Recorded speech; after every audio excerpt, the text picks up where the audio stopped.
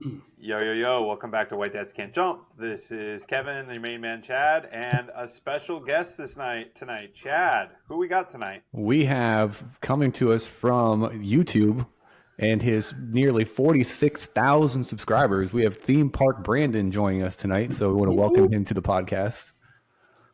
Thank you guys for having me. This will be a lot of fun. And let's get into this. Yeah, let's do it. So I have only a fraction of the knowledge and the background that Chad has, and obviously that you do. I want to start with Epic. So I watched your video on Epic. Tell me more. You kept saying that you wanted more. Have you been back? I have not. No, I unfortunately live around 8 hours away. Okay. And due to it costing like $180 to get in, that's just, going back multiple times, the wife would kill me. Right. I would do it if I was closer for sure. But just the sense of, I guess, incompleteness. I mean, maybe because it's not too often that we see a brand new theme park get built ground up. Yeah. And so how the detail of everything from the queue lines, from the exits, from obviously the portals, the bathrooms. I mean, every little, like no stone was left unturned. It was just amazing feeling. And I read everything except Ministry, and I feel like I just want more. And it's just the weirdest, almost surreal feeling of like I crave. And I've heard from many people way before when they had the past member previews and the team member previews of it's just like the epic effect. Like you just feel it. Like you just want to go back and you crave more and more and more. So it's definitely a crazy feeling. I've never had it before, but I'll bring the family back down in February, I think, once things die down a little bit. Yeah. Hopefully by that time they'll include an annual pass with Epic. Oh, yeah. So it'll be a little bit more reasonable on the wallet, but definitely a great park. Yeah, that's what I'm waiting for is them to add it to the annual pass because I have the Premier Pass and I went for pass holder preview and it was still kind of running at, I guess, a quarter capacity and there was some bugs and some rides weren't working. So we definitely want to get back to it. The scale and scope was incredible. The theming was amazing. Some of the rides left me a little underwhelmed. Honestly, I think some of the other Universal rides are superior. I think Velocicoaster is still better than Star Duster or whatever it's called. Yeah, I could see that. I think I like Velocicoaster, but it's close. I wasn't really too impressed with I like Donkey Kong. That surprised me. The Super Mario Bowser's Challenge, whatever it is, it's okay. I thought the line for Mario Kart was better than the ride. Exactly. The line is phenomenal. Yeah. I like Hiccups.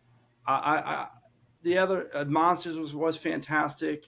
But I get it. There are some rides where I feel like I think Universal spent almost, I wouldn't say too much money on the big three, Stardust, Ministry, and what's it called? Monsters. But I wish they would have added another, they beefed up their mid-tier rides or the lower tiers just a little bit higher if it make it more balanced as far as there are certain rides there I feel like, well, that's more like a filler ride. You can just tell they just needed something, and we can't be too picky, so I get it, and there is a budget. But Islands of Adventure was different because in that park opened up, every attraction was top notch because they didn't have I don't think they had the little teacup ride next to the Hawk Storm Force. They didn't have Flight of the Hippogriff back then. They just had all the big time stuff. But I get it. It's definitely a lot more money was spent on the actual portals and stuff in Celestial Park than the park itself. Maybe that's why. I don't know. Yeah, we'll see where they go. I mean, they have the expansion pads ready to go whenever the budget comes in for that. So I'm excited to see where it goes. But for sure, we'll stay away for a while, I think, and just stick to the other two. While we're on Universal, though, I also saw the video Ghostbusters. What's the probability of this being Ghostbusters? That's exciting. Wow, yeah. I think Fast and Furious would be a cool roller coaster fit for that park. But I'm all for Ghostbusters. That's my son-in-law. He loves them. Yeah, it'll be really, really cool. And if it's the same type of ride vehicle that Hollywood has for their intimate multi-launch coaster, that's themed to Fast and Furious. Yeah, that'll be even better because it'll really kind of, they can stand out more than Velocicoaster because the trains kind of spin a little bit. It's not just the same style of ride. So. Yeah, I saw today, actually, I think it was on a Reddit post that on one of the construction walls, they had an update on that they were improving the fire engine 89 or whatever it's called there where the Ghostbusters show used to be. So obviously they're dropping some Easter eggs there. So hopefully they come through. I'm excited. And I think there will be rapid construction on that. I think they're going to get that ride up as soon as they have to. Yeah. I mean, USF is it's a good park, but it's a special events park. Like that's when it really shines. So for them to add a ride of this magnitude, that's really going to sell the 3-day tickets, the park to park even more for the non-Harry Potter fans even. And I can't wait, especially by that time I'll be an annual pass holder again. And it'll be like, take my money, Universal. Yeah, I feel like the one thing, and you made a video about this too, and it's baffling to me that they have Back to the Future IP. They have the 88 miles an hour. How we don't have a launch coaster that starts at 88 miles. It's baffling to me. It's and there's shocking. So many, I would love to see that Back to the Future coaster, and I would love to see Jaws get brought back in some fashion. Yeah. That would be cool if they can pull that. And Universal's on a roll right now. I think anything they do, they can really excel with it and make it successful. So we'll see. I love it. I think it's definitely a fun time to be a Universal fan, especially with all the turmoil in other parks that are non-Florida parks, like Cedar Point, Top Thrill 2 issues, Kingda Ka getting removed, and other parks and stuff. It's nice to see some big-time investment and consistency down in the USF and Iowa and Epic.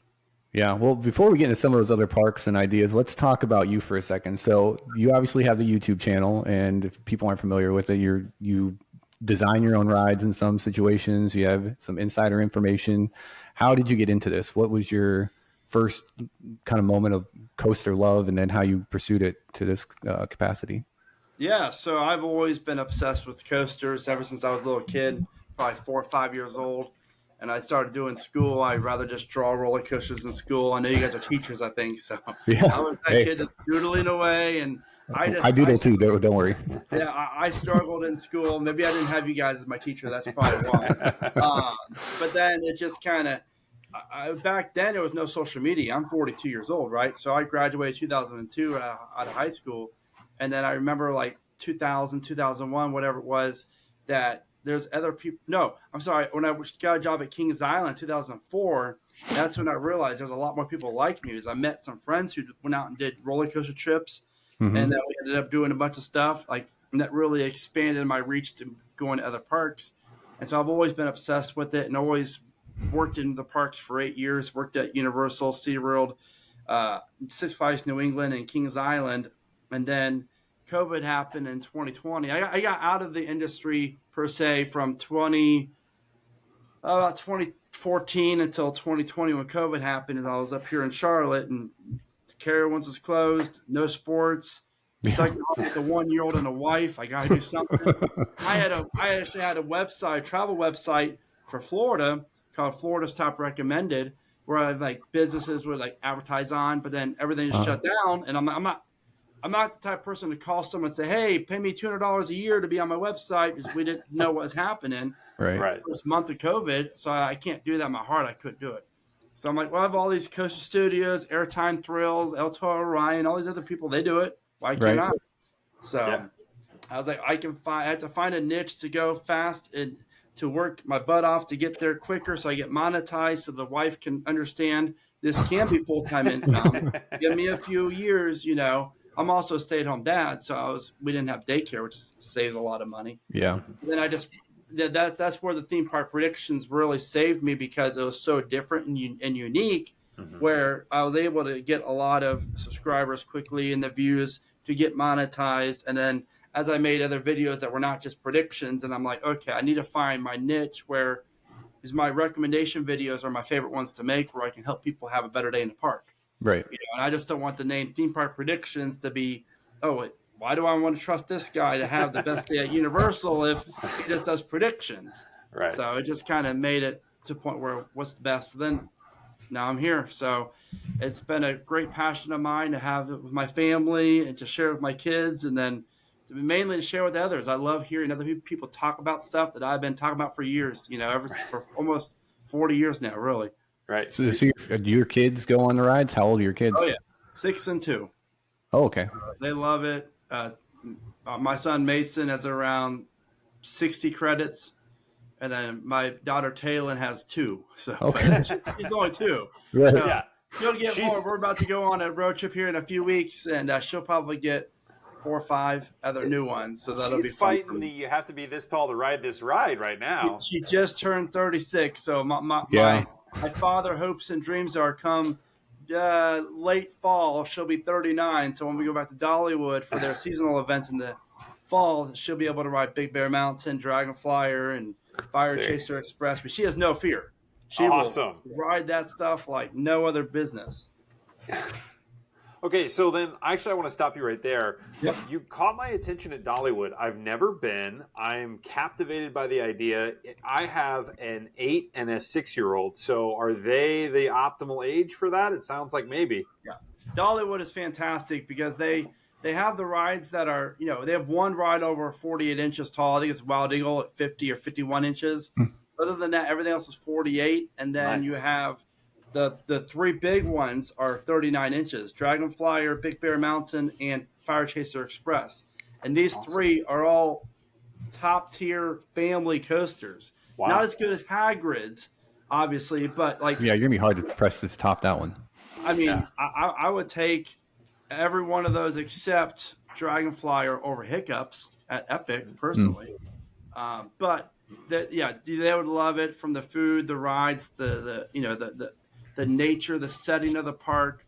They would really get a kick out of it. I highly recommend it. It's a fantastic. It's one of my favorite top 5 parks for sure. Wow. Okay. Thank you. Strong recommendation. Because growing up in northwestern PA, I always went to Cedar Point. We were season pass holders from probably 95 up until like 2014 when I moved down here. And when we went there, like you always hear, like that's the best place. That's the best place. So we never went anywhere else because it was like, well, we got the best place closest to us, so we're not going to venture. So I never went to Dollywood either, and I've always heard great things about it, and it always pops up on those top places to go to list. So I think that's definitely something that's worth on a kind of a road trip. And it is. And to your defense, back then, I think we're all near the same age. Dollywood really wasn't anything when we were growing up. It didn't start excelling until 2004 when Thunderhead was built, then Mystery Mine 2008, I believe, then Wild Eagle 2011. Then they progressed really rapidly. So that's wise. I was telling my wife the other night, like, I never wanted to go to Dollywood back until they built Thunderhead. Now I'm like, I gotta go. Yeah. Yeah, because that was, it's one of those things that you mentioned, kind of the explosion of the theme park industry. Because prior to, I remember Cedar Point when Magnum came out. I was 8 years old when that came out and going on that. Yeah. And then, they put in some record breaker every year. And then you had Magic Mountain on the West Coast. Mm-hmm. And then kind of these East Coast parks were more regional, and they didn't really have kind of that marquee ride. And then it kind of just exploded. Cedar Fair acquired quite a few of them, so I think they put their stamp on a lot of them. And then obviously Six Flags was kind of always in the background, kind of doing their thing. So it's just kind of interesting that what caused it, the explosion, just the access to the internet, knowledge, people learning more things about it. I think so. I think that's a big piece of it. And I think it's just a matter of the rides are so much better now. They're more enjoyable. They're smoother. Aerodynamics, as much as I loved some aerodynamics coasters, a lot of them are janky. Now you have like rides where you can get off and think, oh my God, that was so much fun. I want to go back and re-ride it. So I think technology, as far as the internet goes, plus the rides are, much better engineered, and the theming aspects of it. Then you could even say, the season passes are better value, I guess, now. Like we have the meal plans for Carowinds. So if I don't feel like cooking one night, we're going to go to Carowinds for 3 hours. Yeah, get on some rides, get our free ices and get out of there, Yeah, it's funny you say, because I used to live in Fredericksburg, Virginia. So I was only about 25 minutes from Doswell to go to King's Dominion. So I would do the same kind of thing. I wouldn't go there to eat, but I would just pop down in the evening, because on the weekdays in the summer, that place is a ghost town anyway. You can walk on most things. Yep. So it's a nice kind of hang out and go. And like to your point, I think the season passes are incredibly affordable, especially for those regional parks. I think they're too affordable, if you ask me, just because when you look at the value that you get, and like I remember like Kings Island, I'm a big brochure guy back when there was brochures years ago. Yeah. And I would always find brochures. I'm like Kings Island's new brochure, 1999 drop tower or drop zone and face off for opening at Kings Island. Buy your 1999 season pass for $99. Yeah. And then fast forward 25 years later, it's the same price. I don't understand. But then obviously your employees are making 3 times as much. Right. When I worked at Kings Island, I was getting paid like $6.50 an hour. Yeah. Now it's like 15, 16, whatever. It's crazy. Kings Island unaffected by inflation. I know, seriously. So it's just crazy, like where things have gone and stuff. But it'll be interesting to see where the future goes and everything else, especially with like Epic, the new standard of theme parks. What parks are gonna stay around? What parks are gonna close? I mean, I'm personally excited for the future. I think we just have to get to the next, this merger is everything. So we have to get to the next few years of that to figure out how that's going to play out and who's going to run the company, Six Flags or Cedar Fair, who's, make the investors happy. There's a lot of, pieces to that. I don't think people realize how many pieces are there that affect what that company is doing. So it'll be kind of curious as to I'm ready to make a video about anything, as long as there's news, I'll be sharing my thoughts. Yeah, well, because I mean, they obviously steer the industry, Six Flags and Cedar Fair, so it's the regional kind of 100%. The trickle down. The name Six Flags, everyone knows the name now.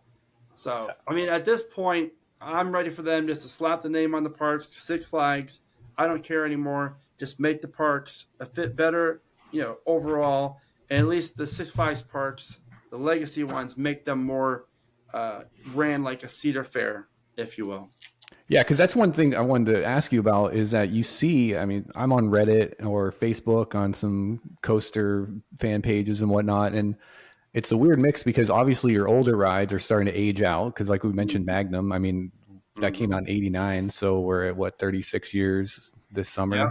That's, I mean, I don't know how much longer that's got in it. And then even new rides, you have Ministry at Epic is in and out of operation. So you kind of have this sweet spot of this in-between era and these older and newer rides. You can't really trust their productivity. So it puts us in a weird spot and going forward of, we're going to be replacing all these old rides with new rides that might not work.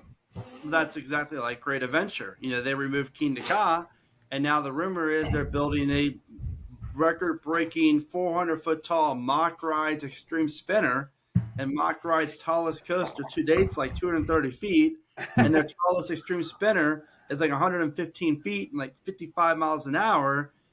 We all know if the ride's going to travel 400 feet up, it needs to travel over 100 miles an hour. Right. Doing this with spinning seats, like I won't be the first one in line. No, I would love it, right? The thing is, like, they need to be a lot more conservative than what they're doing because you have to be careful. Look at the fiasco with Top Thrill 2, right? It was down for 3 days over the weekend. There was reports, and I've heard multiple people tell me who work at the park, it doesn't look good. There's issues. It might be going to an extended delay. And thank God it got up today, but there's going to be more downtime. It's just when you go with Zamperla for that magnitude of a project, you have to like understand that there's consequences. You can't just expect them to pull this off smoothly. Well, I think that's to your point with the mergers and private equity, because I know that's what's happened with Busch Gardens SeaWorld is that they got bought out and they're not run by the Busch family any longer. I don't know how long they were, but I know when private equity gets involved, I mean, Kevin's a finance guy. He knows he can give us some more insight, but then all I have to say is Toys R Us. Right. Yeah. So that's what's going to happen to Cedar Point is you're going to have the Spirit Halloween sign out in front of it pretty soon. I mean, they got to get their act together, and I just wish that I could help them in some way. Or I'm not an expert by all means, but I guarantee you, if I was put in charge of a park or a region of a parks, they would have a lot more common sense than they do now, for sure. Absolutely. Well, I think is it a situation that I know because when Cedar Point was the flagship, their offices were in Cedar Point. So I mean, obviously they're walking through the park, they're talking to people. I mean, I guess there's kind of the distance that exists now that the people aren't on the ground, so to speak, and they're not experiencing the park like they used to. I think that could be it as well. Because right now, part of corporate, certain departments are still in Sandusky, but most of it's here in Charlotte.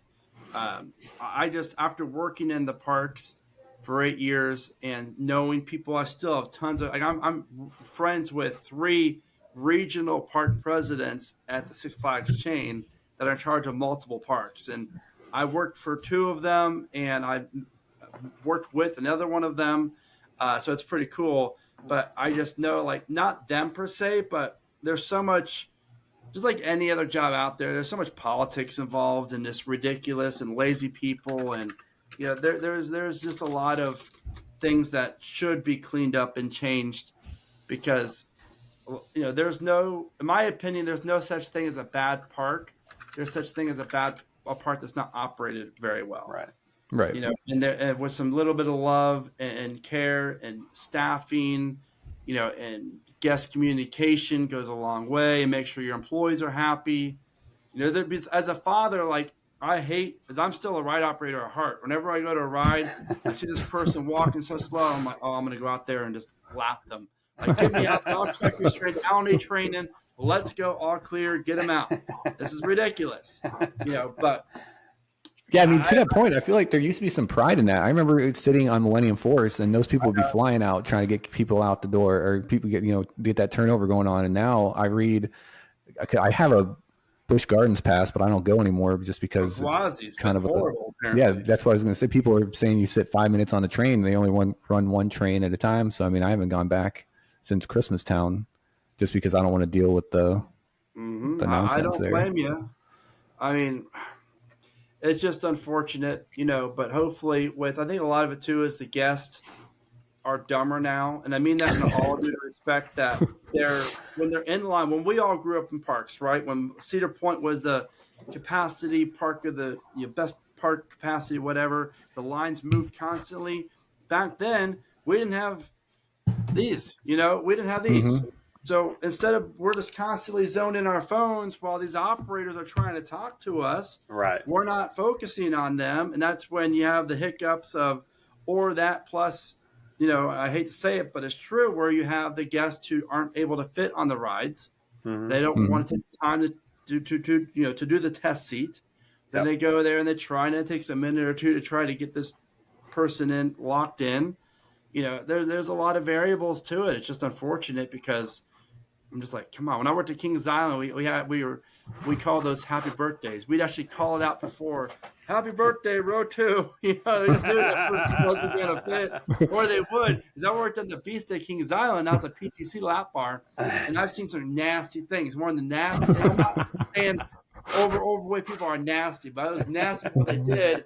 What they would do is they had their friend hold their belly fat up while they pulled the restraint down, and then they laid their fat back on the restraint. And it's like, I was only 21 at the time, so I'm thinking, like, what the F is going on here? I have to check that lap bar still. Oh, no. You can find it in there somewhere. Yeah. I hope you had seniority at that point, so you make somebody else check it. No, I was just a crazy line team member, but it was good though. I definitely had fun for sure.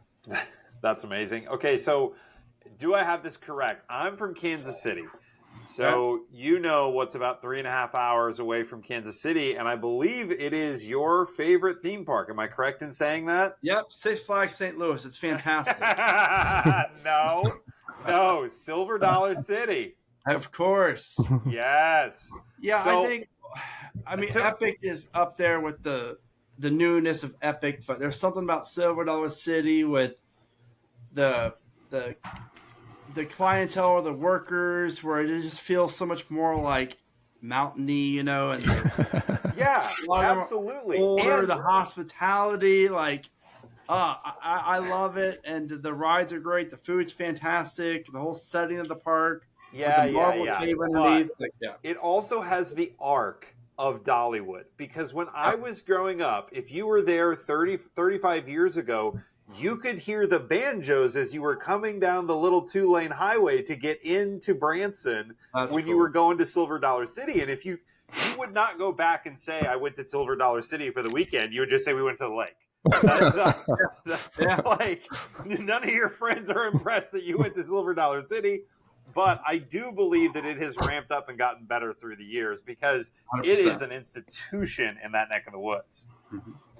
And really, Hershey Entertainment is, I would say, my favorite theme park operator, just by their values, the way they operate their parks. And these parks are packed. They make a ton of money. They don't sell alcohol, which is even crazier. It's really crazy. Yeah, that's the killer. People getting drunk all the time. Imagine like how much more money they'd be making if they wanted to, And I'm all for, spending $15 on a beer maybe once every 2 months, type of thing.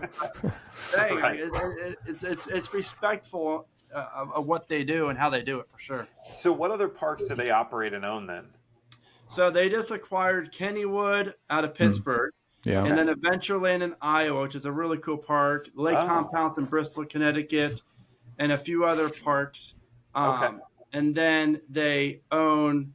I think they manage and lease Kentucky Kingdom, and then they own or they manage Wild Adventures in Valdosta, Georgia. Then obviously the two main ones would be Dollywood and Silver Dollar City, but they do own the Adventureland now, Lake Compounds, Kennywood. So I'm really excited to see what they do with those going forward, for sure. Especially Adventureland. That park has a lot of room around it, and not that the Des Moines, Iowa is a growing metropolis or nothing, but there's a lot of things they could do with that park if they wanted to. Well, for all 3 months a year they get to operate it, I mean, there's really a lot they can do.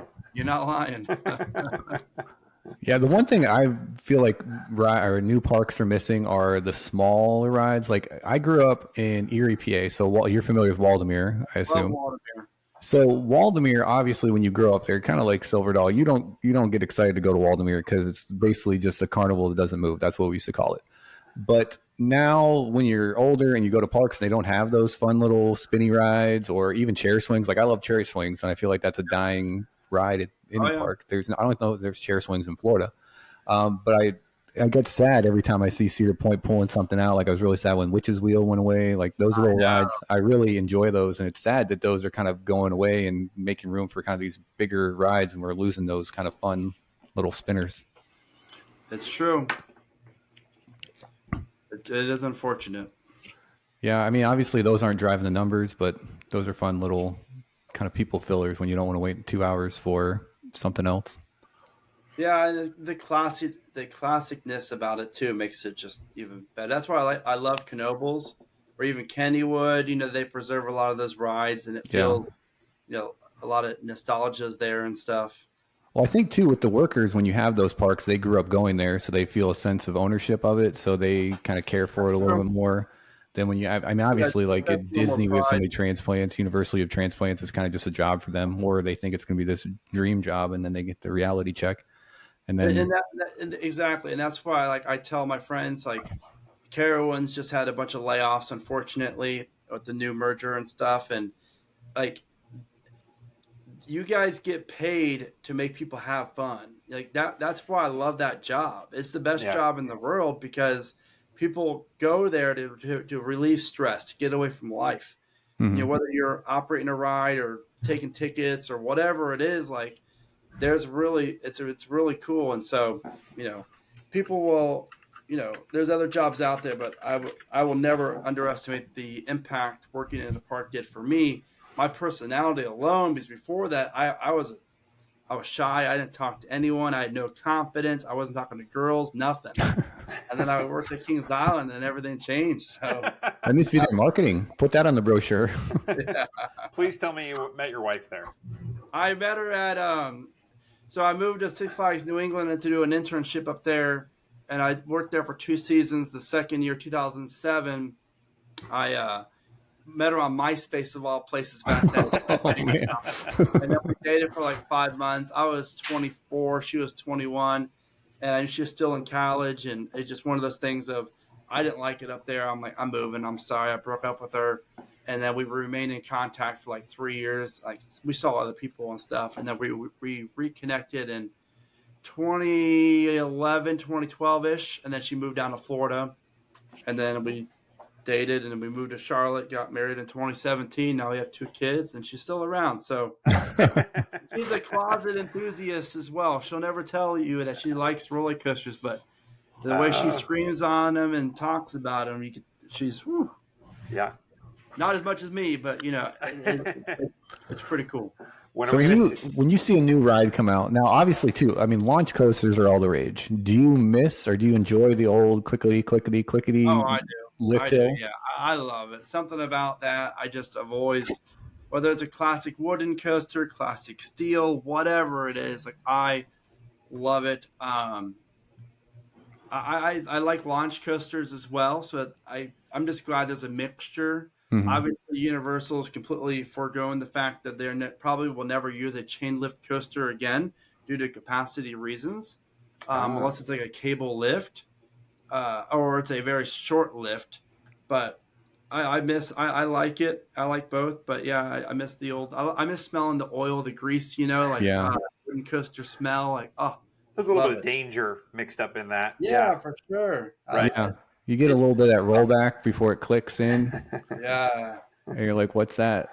That's not right. Iron Gwazi does that at the top.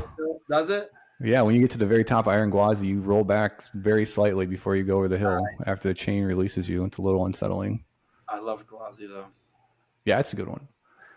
Yeah, one of my core memories, again, I keep bringing up Magnum, but when we used to stay at the breakers there and you'd hear that chain lift everywhere. And it's just one of those like... I could hear from Charlotte. That's right. Good old Aerodyne. And even Kings Island for me, because I grew up going to Kings Island more so than Cedar Point, but for Vortex. As soon as you turn the corner around Beast and around Coney Mall, you just hear, in the background, clink, clink, clink, clink, clink. It's like, oh, we're getting close. Yeah, well, Carowinds, they had the Fury 325. They had the crack on the pillar. Yeah. That's pretty scary. That was a nightmare. I mean, as a GP, yeah, it is. But I talked to the head of maintenance there, and I was like, Steve, his name is Steve Jackson. He's no longer there. They forced him into retirement. He's pretty older.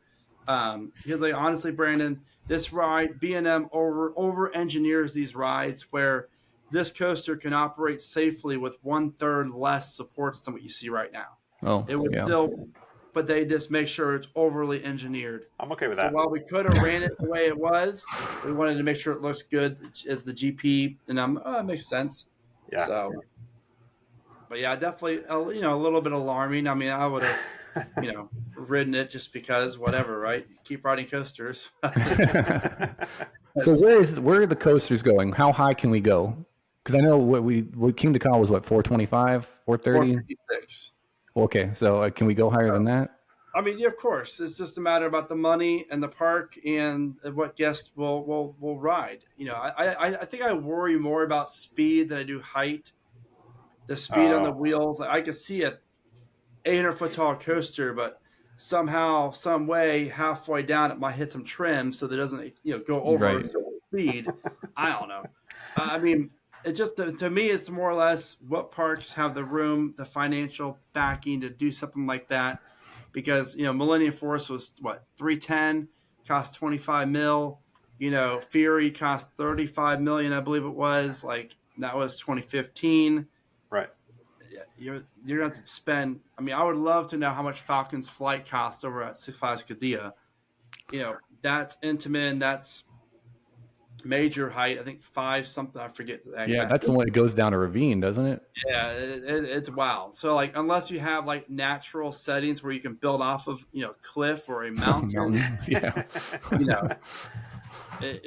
Dollywood could do it. They have the mountains there, but I don't think Dollywood would spend the money or want the eyesore of a 500 or 600 foot tall coaster standing above the park. I personally would love the ride, but not at Dollywood. It kind of take away from the setting. Though seeing all the mountains around it would be legit cool. That would be very cool. See, I think there's definitely records to be broken, but I think right now with the main companies that are going to be breaking records, honestly, are just Six Flags now. because now that Six Flags and Cedar Fair merged, it's all one company. I don't see Universal trying to go after records. No. Well, I Busch think there's a height limit in Orlando anyway. Exactly. Like SeaWorld, Busch Gardens, maybe Busch Gardens Tampa, like there's rumors, maybe a Giga, but they can't build much higher than that. So it's gonna be really interesting to see like what comes, like where the industry is in 10 years from now. How are we competing internationally? And maybe this isn't something you track or follow, but like, are the Japanese building even crazier, faster things than we are? I mean, right now the main hot spot, the melting pot for all the record breakers, is over in Dubai. Oh, okay. And Six Flags Qiddiya in that area.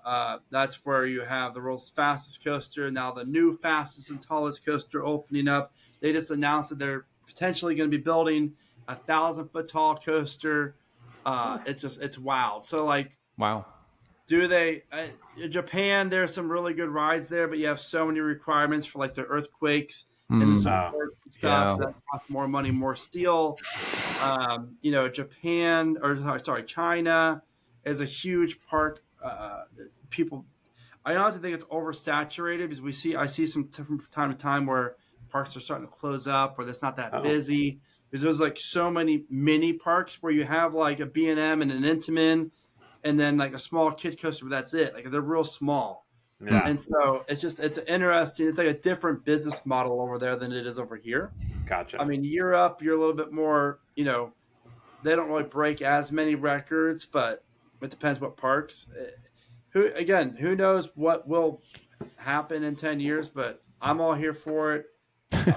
I'm excited to see what, the future holds for at least the U.S. parks. Yeah, absolutely. Now, as we're all getting older, have you felt any different feelings on the rides? You get any more motion sickness or your stomach drop any differently? I used to get I remember before I started the channel, I'd go over to Carowinds every once in a while and like lap Fury 5-6 times in a row in the morning. I'd be like, oh, I feel nauseous. I'm going to go get some lunch or something. Yeah. Now it's like, I'm just built for it better. You trained it up.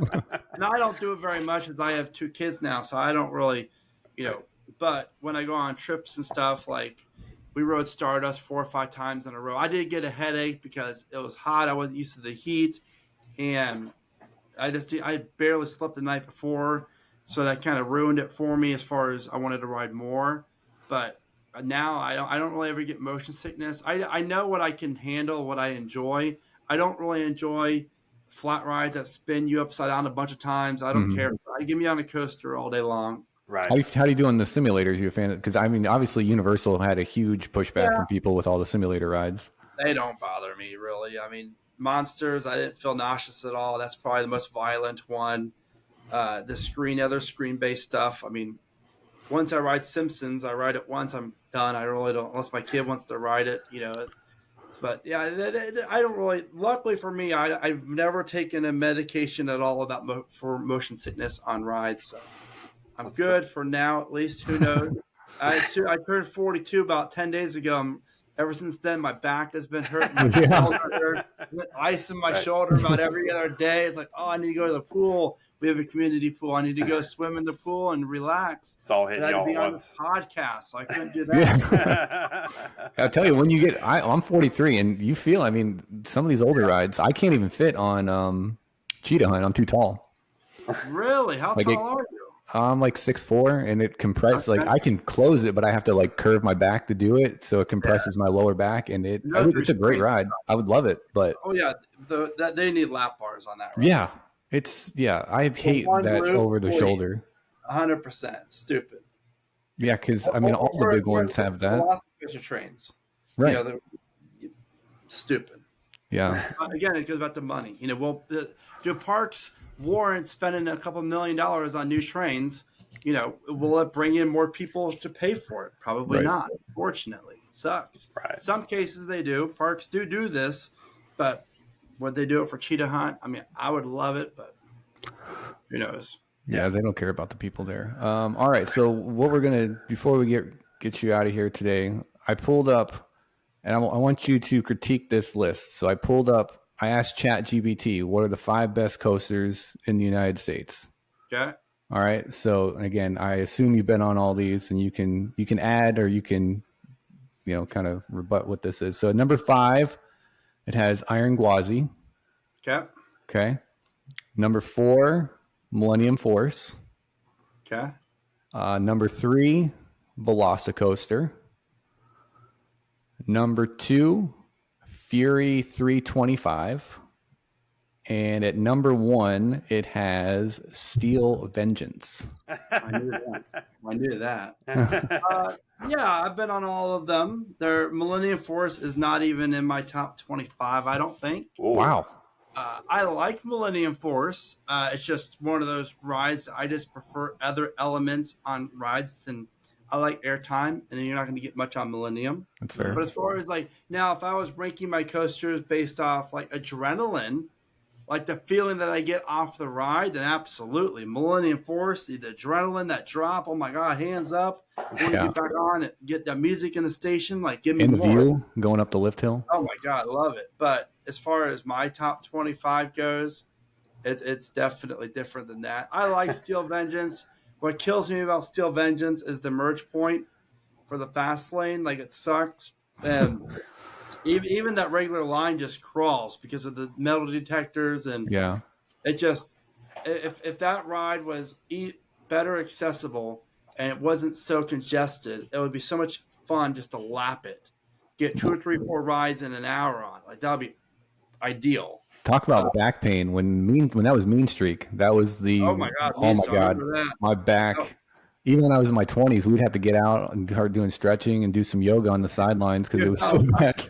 Yeah, my first visit to Cedar Point was Snake River Falls opened up in 93. Oh, yeah. And 94 was Raptor. Rest in peace, Snake River Falls. I know every couple of years, every time they open up a new coaster, we'd go up. Yeah. But yeah, for my top 5, I would go. It was Fury, but I think Fury got knocked out. So I'm going to go start it from the top. That list of ChatGPT, it's decent. I'll give it down. A scale of 1 to 10, it's about a 2. I'm going to go, for me personally, me speaking, my number 1, I think, is Velocicoaster. Okay. It was Iron Gwazi, but I got some amazing rides on Velocicoaster this past when I was down there 2 weeks ago. The second part of that is phenomenal. I do love that. Yeah, after the top hat. It's right up there. It flip-flops. The number 3 is a solid Air Force One. I love Air Force One. And then number 4 is Top Thrill 2. And then number 5 would be Stardust Green. Okay. So that's how I would. Then I have, after that, probably Fury, then Steel Vengeance, then Maverick. I forget about Maverick. I like Maverick. Maverick's great. I love Maverick. I was sad when they took away the whitewater landing, though. Yeah, that was it. Yeah. I do love log flumes. Well, come to Carowinds next year. We're going to be building a rather large one. Oh, really? Wow. Yeah. Busch Gardens still has one, shockingly. Yeah, for now. Let's hope they don't do anything with it. Yeah. But yeah, I think that's. What about you guys? I mean, for me, I'm a Cedar Point homer, and I haven't been there in a long time, so the nostalgia has really crept in for me. But whenever I would go, I love Magnum. That was my jam. I know it's not great or fun, and it's painful, but don't ever.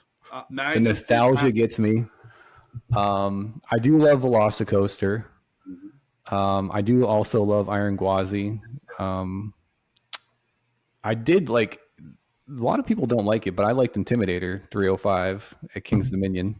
I like that too. I was there on opening day. I got a T-shirt. It was very exciting. Nice. You wrote it like I did before they worked on reprofiling that first turn too. Yeah, so it was even more intense. It was Blackout Central on that sucker. Crazy! Oh my God. Kevin, you weren't obviously in Virginia. They built this ride. It's based off of, it was themed to Dale Earnhardt. Oh, and they made it too intense. You literally blacked out. Unavoidable. Really normal. People are like, oh my God, blacked out. Don't worry, just keep on riding. That's one of those rides where I can only ride. Now I have not really been there recently to lap it because I was there with my son who's not tall enough. Yeah. So I've only had 1 or 2 rides in a row. But that ride's hard to just to stay on a marathon because it just takes so much out of you. Wow. So if it was, I would probably be comfortable riding it maybe 4 times in a row, but within a 5 or 10 minute wait each time, and then I'll be like, all right, I need a break. It just does so much to your body of just. I would just try to blink as much as possible. Like stay awake, stay awake. Yeah. You got this. Slap yourself. Yeah, it's definitely wild. It's a great ride. All right, Brandon. Well, thank you so much for coming on tonight. We greatly appreciate it. Main man Chad, great work as always, and be good. Thank you guys.